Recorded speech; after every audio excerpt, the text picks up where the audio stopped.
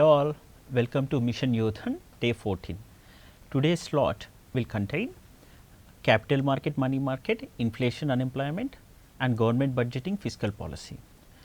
And coming to first question, consider the following statements with regard to treasury bills.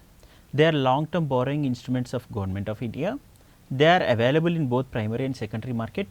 Actually, this theme is taken from the previous year. The first statement is absolutely wrong. This is not a long term borrowing instrument. This is a short term borrowing instrument. And T-bills are usually issued by the central government, not by the state government.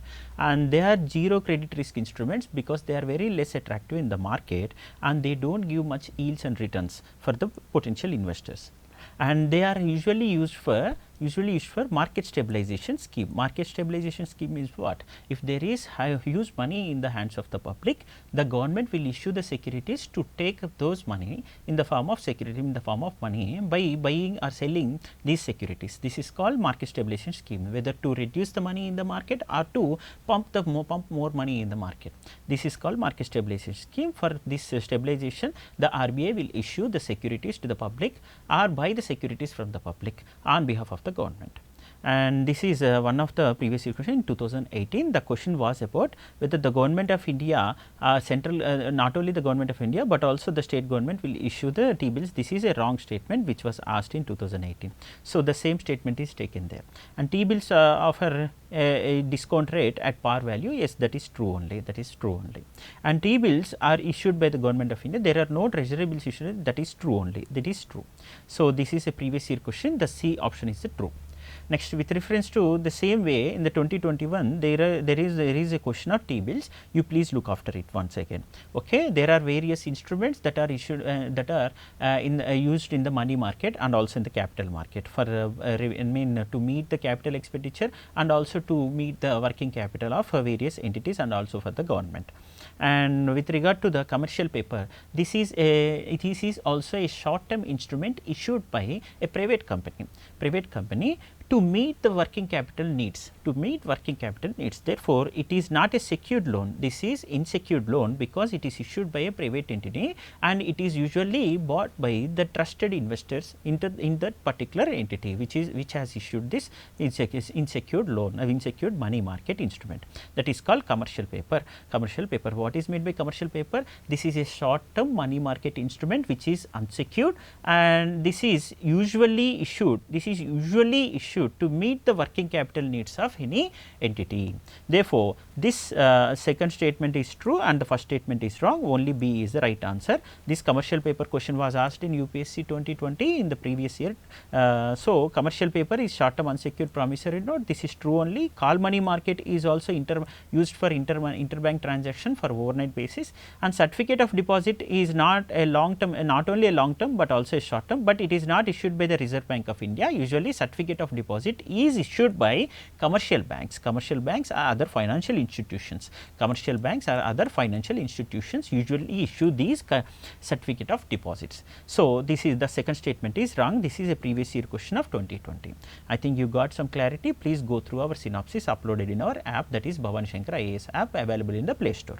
Next, which is coming to the third question, that we consider the following statements. Inflation does not benefit the creditors. Simple. This is a previous year question theme and I will directly display the previous year question also apart from it. Inflation benefits the debtor is the true statement, but inflation does not benefit the creditors. The first statement is wrong here.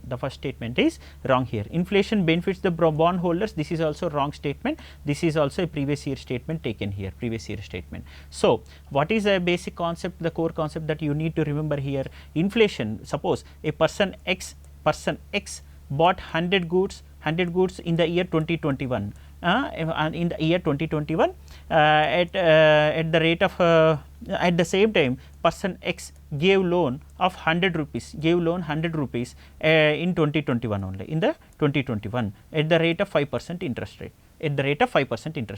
This is a with reference year of 2021. When it comes to 2022, the person X actually bought the same goods 100 goods at 105 rupees. Initially, I haven't mentioned here the goods purchased here the 100 goods are purchased here at the rate of 100 rupees only, but here at 105 rupees. Here the goods are same, but the rate is changed, In the similar way, in what the person has got the interest rate of 5% in the 2022 interest rate. Therefore, this interest rate, actually is not reflected in his real income.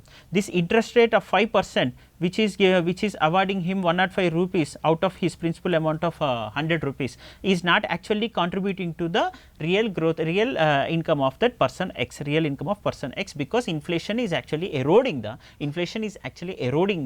real value, real income of the person. It is also devaluing the value to the currency, So, and since the same theory is applied to the bondholders. The bondholder has the money which is invested in the bonds, but after few years the inflationary pressure, the inflation will erode the real income of the bondholder, because he will not witness any kind of real growth in his income status. This is very important. Third question. And next, coming to the this is a previous year question that I have already shown you. By using this question only, we have framed that question. With regard to WPI, let us come to WPI. Wholesale price index in India is not published published under Ministry of Finance. This is wrong. This is published under Ministry of Commerce. That is called Department of Industry and Internal Trade, Department for Promotion of Industry and Internal Trade, under the Ministry of Commerce, by this Office of Economic Advisor. The WPI is published, WPI, and it will not cover broad basket of goods and services. It will not include the services. Services are included under consumer price index. Therefore, consumer price index is the actual indicator of our inflationary targets, and it is also helpful for determining the dearness allowance of the employees. So, consumer price index is the official key indicator of our government. So, this is macroeconomic indicator and also a tool for inflationary target by the RBI, and for monitoring price stability by the government also this consumer price index is utilized, and for indexing dearness allowance to employees, these CPI numbers are very essential.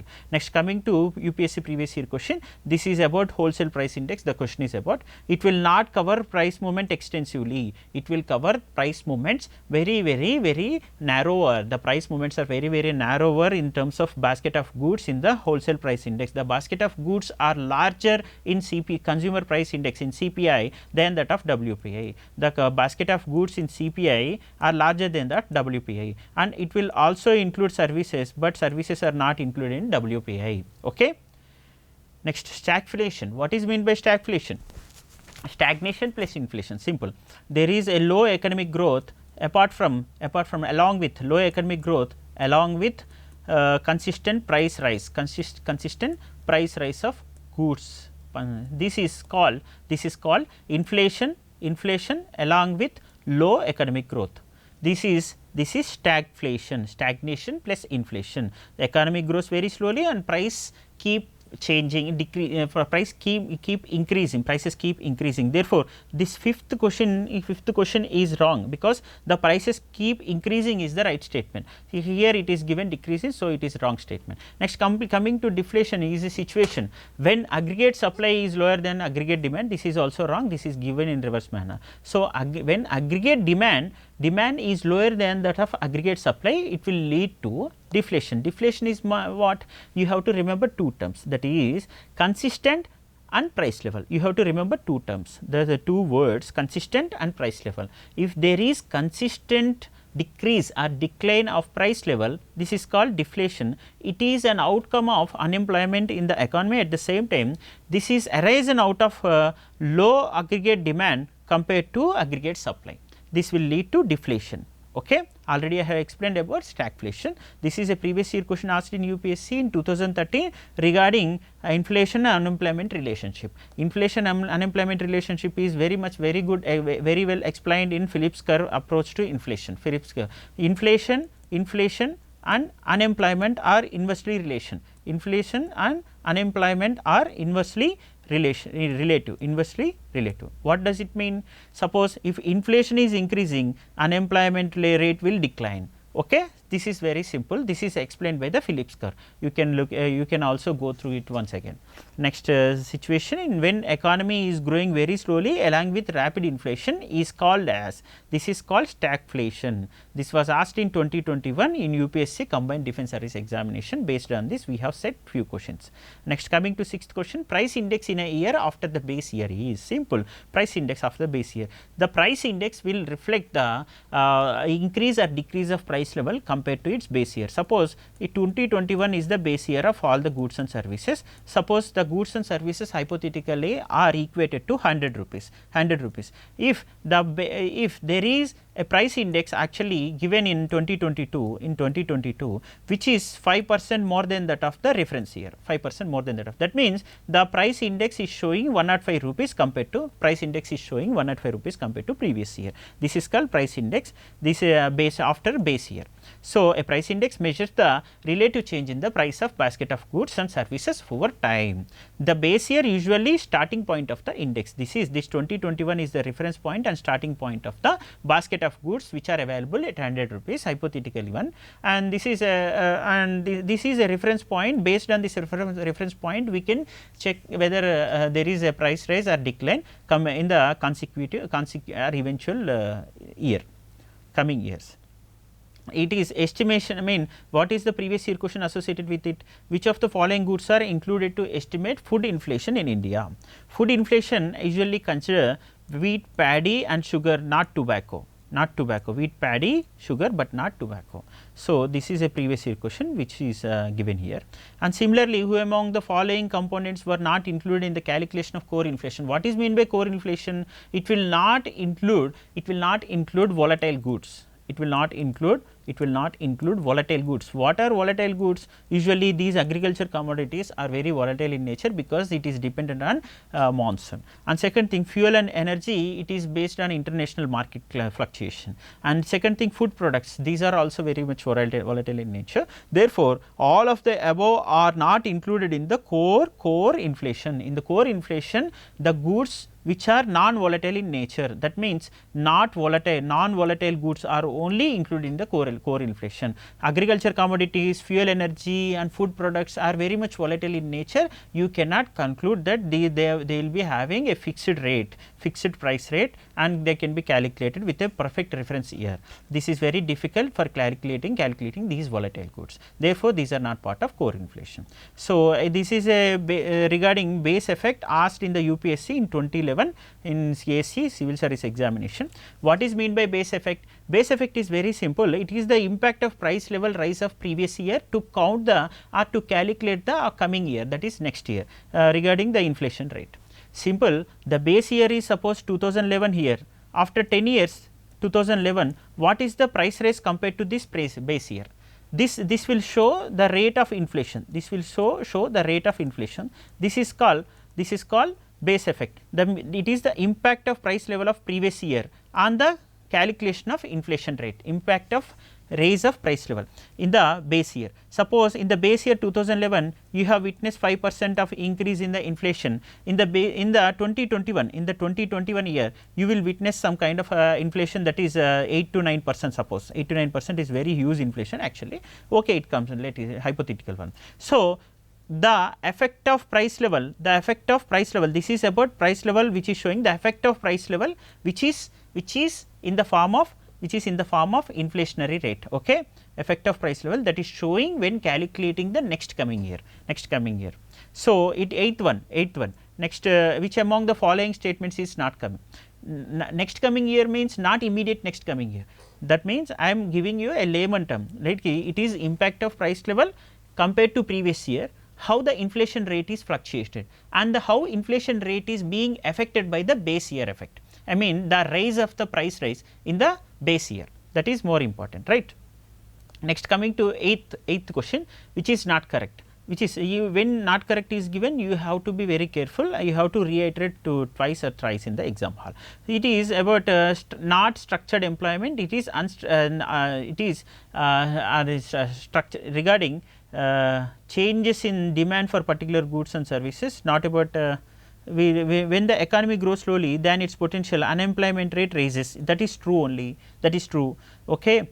grows slowly, and structured unemployment occurs when jobs are, this is not structured employment, this is incorrect, and recession in the economy leads to cyclical unemployment, this is true only. At full employment the measured unemployment rate is negative. Yes, a full employment means 100% there is fullest employment in the economy. Actual measured unemployment will always show negative at full employment, because it is very difficult to attain full employment, and it will always indicate there is a negative growth in unemployment. Okay.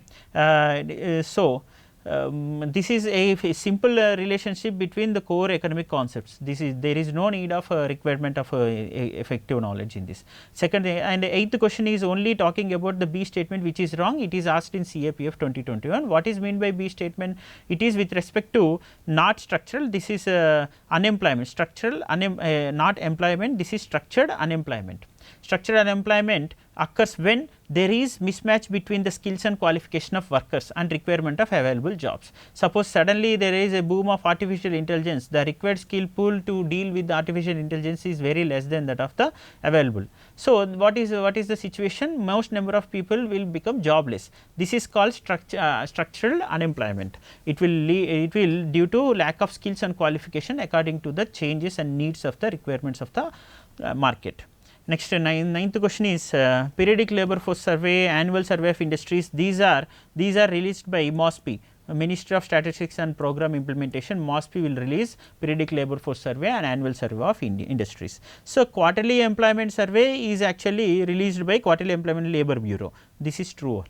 Okay. This was asked, and this is a previous year question. The trends are not required here, the trends are always changing compared to previous years. So, the recent economic survey is very much important to understand the periodic labor force survey trends, but this is a simple theme to understand, which is very important and need to be emphasized more, that is periodic labor force survey and labor bureau and annual status of industries. These three reports are very important, which are released by the Government of India and also released by MOSPI reports and labor bureau. Which of the following statements are correct? Ability to pay principle of taxation holds that the amount of taxes people pay should relate to their income or wealth, and this is very important. Which of the following are correct means, see, this is true only. Ability to pay taxation holds that the amount of taxes people pay should relate to their income or wealth. Yes, that is true. Next, benefit of principle of taxation states that individuals should be taxed in proportion to the benefits they receive from the government programs. A progressive tax takes a larger share of tax from not from the poor, but from the rich families. So, progressive tax usually targets the rich people. So, more the income, more the taxation. So, the income is proportionate to the taxation in the progressive tax. Income is proportionate to taxation in the progressive tax. So, it is not required to learn much more than that. But here the previous year question is very important. Here the previous year question is talking about how will you distribute the wealth, which is the best way mode of distributing the wealth in equitable manner, that is the progressive taxation combined with the regressive expenditure. This is more important. Okay, because if in the progressive expenditure, more similarly, if the income status is increasing, more expenditure will take place. For the higher income families, but with respect to regressive expenditure, if income more expenditure will be made to the poor people. Though income is, the income, the tax payment by the high income families is higher, though tax payment by the high income families is higher, the expenditure will be made to the poor families only more in the regressive expenditure. This is with respect to 10th question. And 11th, coming to 11th question, Union Budget 23 and 24. Union Budget 23-24 is talking about conversion of gold and gold into electronic gold receipt will be treated as capital gain. No, it is not treated as capital gain. Capital gain is associated with long term investments made by the government, and this is not a gold conversion of gold into electronic gold. Okay, and income from market linked debentures are exempted from taxes. Income from market, this is actually the income from market linked debentures are this is incorrect one, because income from market linked debenture should be always taxed. Debenture is actually a kind of bond issued by the private companies. Debenture is actually a kind of bond issued by private companies for a fixed period with a coupon rate. Coupon rate means interest rate. Okay. Next thing, arrange the following in increasing order of value as reflected in the budget estimates of 23 is, this is very simple one, because as per encasing committee recommendations, the fiscal deficit should not exceed 3 to 5% it seems. What about revenue deficit? It should not increase 2.5 to 3%. Fiscal similarly, what is effective revenue deficit? It should be always lower than that of revenue deficit. So, suppose if it is RD, definitely the effective revenue deficit should be less than that of effective revenue deficit should be less than that of revenue deficit, right. What is effective revenue deficit is less than that of what revenue deficit? Let me come to one conclusion. If government of India, spent some amount for grants which are creating capital assets, okay, the government of India spent certain amount on grants, spent certain amount on grants which are creating capital assets, and these grants are usually given to local bodies or state governments. Sometimes these grants may be given to local bodies or state government. Okay, very simple, very simple. So, this is a capital creating revenue expenditure which may have certain level of benefits and long term investment in nature. Therefore, this may not if this is included, you will get effective revenue deficit, you will get effective revenue deficit. This is a core concept of effective ERD, effective revenue deficit. Okay. This is always less than that of revenue deficit. Usually in revenue deficit you have pensions, interest payments, pensions, and also certain welfare schemes and policies. Okay. These are part of revenue deficit. This is a bigger term. When you remove grants which are allocated for, gaining certain capital returns, therefore, it is called effective revenue deficit.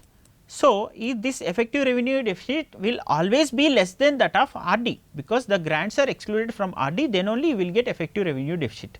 So, this is very simple, you have to take effective revenue deficit as the least number value, because the value as reflected in the budget you have to arrange them in increasing order, which is at the lowest base value here, effective revenue deficit. The 4 should come first. Where is the term that 4 is here? Only at the D, So, it is very easy.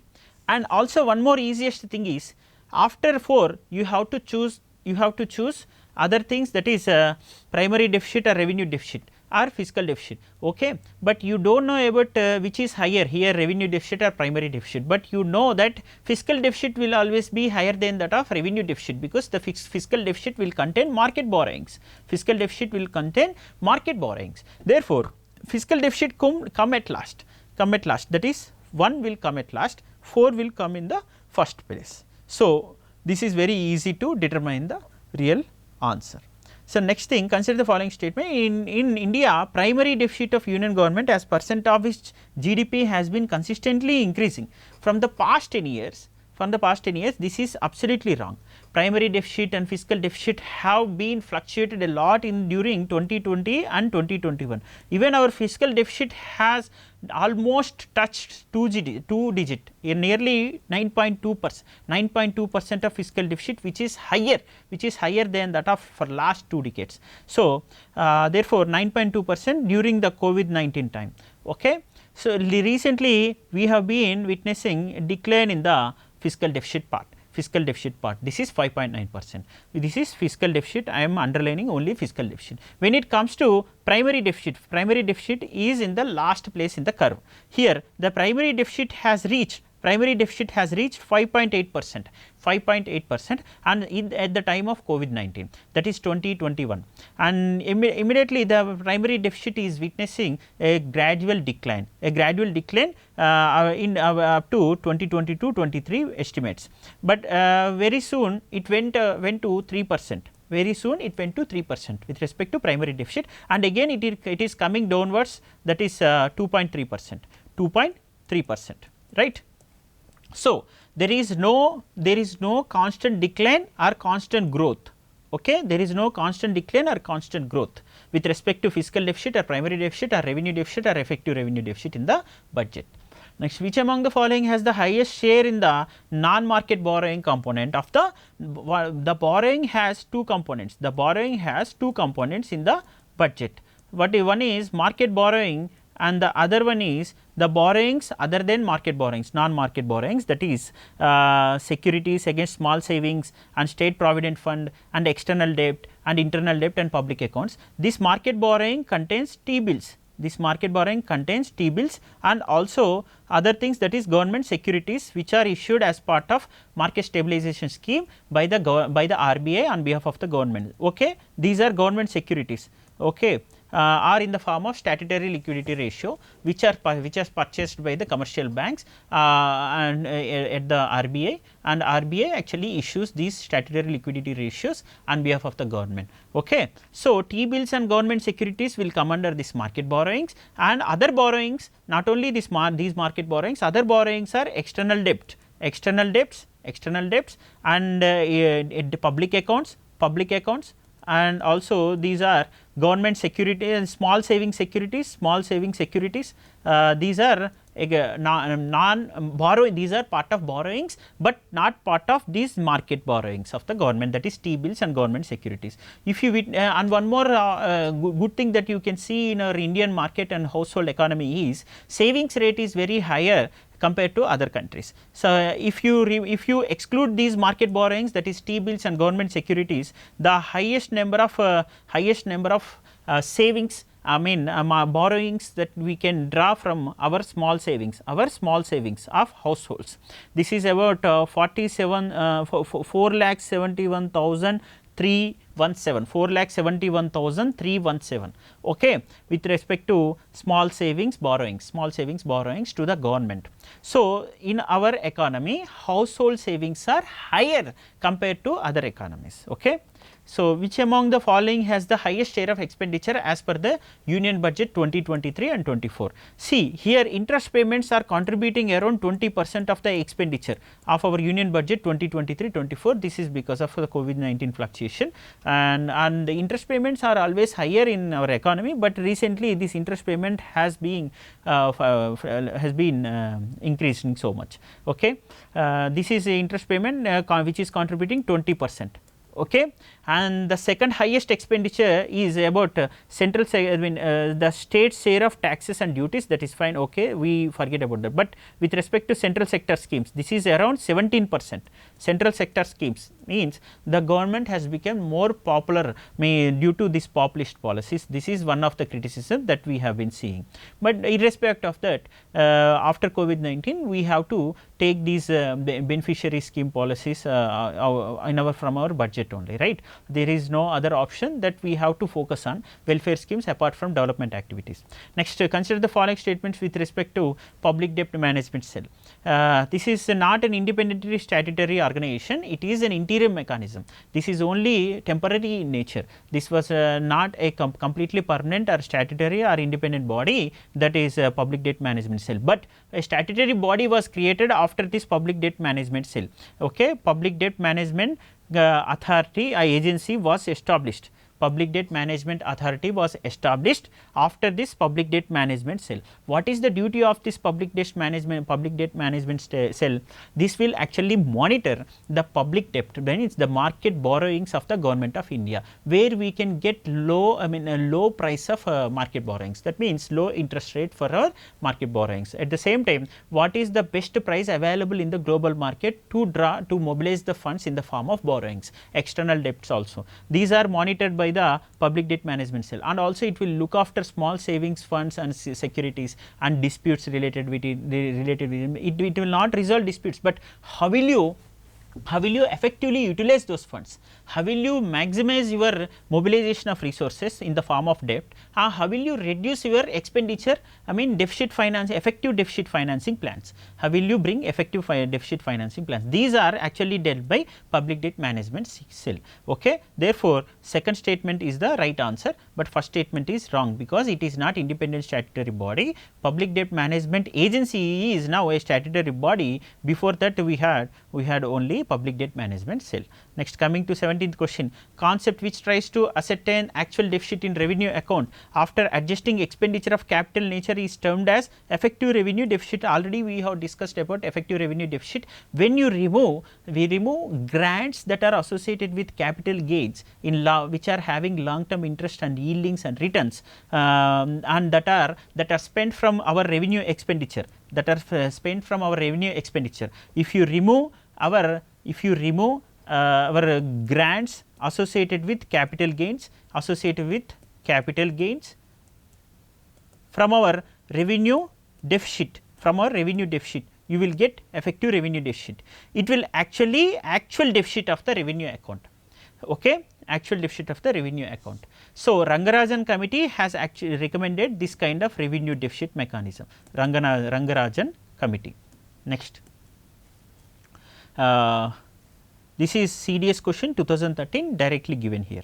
2018 question, I mean 18th question with respect to revenue expenditure again. Grants given to state governments and the other parties, yes, just now we have been discussing as part of revenue deficit. Interest payments on debt incurred by the government, yes. Investments in shares are yielding long term assets and returns, and also it is an asset and capital gains. Okay. Therefore, this is a capital return and part of capital expenditure and capital account. So, third statement is wrong. Loans and advances by the central government to share and union governments, loans and advances by the central government is also a long term yielding investment, Therefore, this yielding investment and asset creation is not part of our recurrent expenditure, is not part of our recurrent returns. Okay. See, this is part of our revenue expenditure, revenue account. So, first and second statements are true here, third and fourth are incorrect. Coming to previous year questions, that is UPSC Civil Service Exam 2022. This is focusing on capital expenditure, revenue expenditure here. So, based on this theme only we have chosen the account which will come under the capital account. So, we have given in the reverse manner, we have focused on revenue account. Next, consider the following statements with regard to credit rating agency in India. This is also given in the previous times. Okay, we will come to this question once first. In India, issuer company pays for the credit rating. Okay. Next, credit rating agencies in India are regulated by RBI. No, it is actually regulated by the SEBI. What are the mandates given by the SEBI to these agencies, credit rating agencies? They should not be biased when rating an agency, an issuing company. Okay. The issuing company pays for the credit rating, that is fine, but it will not show any kind of partiality towards that company or any other company to give a better rating in the credit market, and this is actually monitored by the SEBI, Securities Exchange Board of India, to reduce and curtail these malpractices in the credit rating market. Next, credit rating agencies. And next thing, second statement is actually wrong. So, if you eliminate second statement, what is the right? First statement is already right. So, no problem, you have to choose first statement here.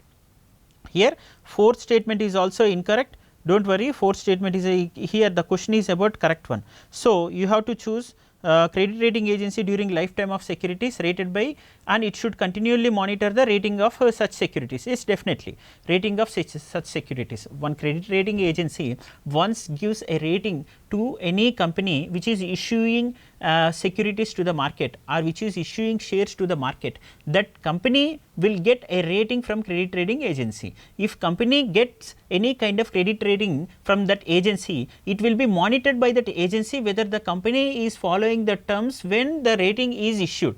Okay. At the time of rating issued, the company had certain credentials, but it has to sustain its credentials to showcase the market that it has been maintaining the standards issued by the credit rating agency. So, this is called credit rating agency during the lifetime of securities, which should be monitored by that agency when it issued that rating to that particular company. So, this fourth statement is also correct. When it comes to fourth statement is correct, and second statement, third statement are incorrect, already I have explained there, and first statement is also correct. So, 1 and 4 are correct statements. Here 1 and 4 are not given, do not worry, we will change in our PDF. 1 and 4 are correct, 1 and 4 are correct, okay, and it is perfectly uploaded in the app, do not worry. Next, what is about credit rating agency? This is not regulated by RBI, it is UPSC last year question 2022. So, first statement is incorrect here, first statement is incorrect. When first statement is eliminated, automatically you will draw the statement 2 and 3 are correct, only available one. Here the B option is true in the previous year question. Gilt-edged market, it is more safe and secured market. So, safe and secured investment, that is called gilt-edged. What is mean by gilt? It is a gold, it is a gold, okay. Previously it is a gold paper to make our security instrument more stronger and very safe. This was commonly referred to as gilt-edged market, which is a safe security market, okay. This is a high quality paper which is made up of gold. This is this was historically a practice printing the bond certificates. So, that is why it was called a gilt-edged market. So, it was a previous year question asked in the UPSC 2000. What is mean by this gilt-edged market? It is market of